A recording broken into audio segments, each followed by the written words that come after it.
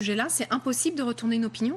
Une fois que l'étiquette est là, par exemple, pour Emmanuel Macron est le président des riches, on ne peut pas s'en défaire? Non, mais d'abord, cette étiquette, elle n'est pas de nulle part. Elle naît d'un style. Et le style d'Emmanuel Macron, c'était celui-là. Ils l'ont entretenu par leurs erreurs successives, par leurs annonces maladroites, par leurs déplacements avec leurs formules arrogantes lorsqu'ils étaient confrontés aux Français. Eh bien, ils l'ont payé. Et ils l'ont payé par cette création d'image. En politique, et Jean Garrigue a très bien résumé cela, ce qui est cru est plus important que ce qui est vrai. Et ce qui est perçu est aussi important que ce qui se fait sur le terrain.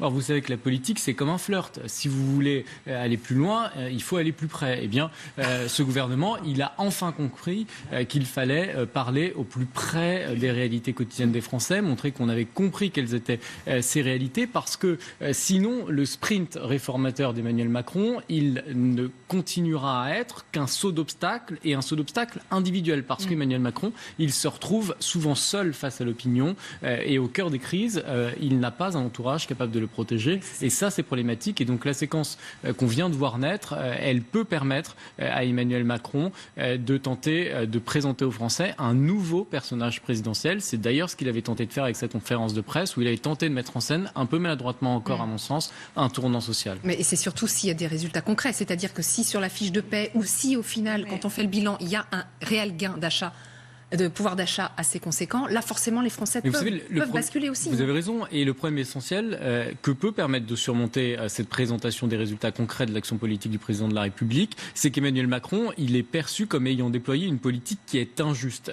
Or, l'injustice, ça relève à la fois de l'irrationnel et de la perception des Français qu'il faut faire bouger, et on peut la faire bouger. En politique, on n'est jamais mort, et on n'a jamais une étiquette collée jusqu'à la fin de son quinquennat. On peut la surmonter à condition de le vouloir.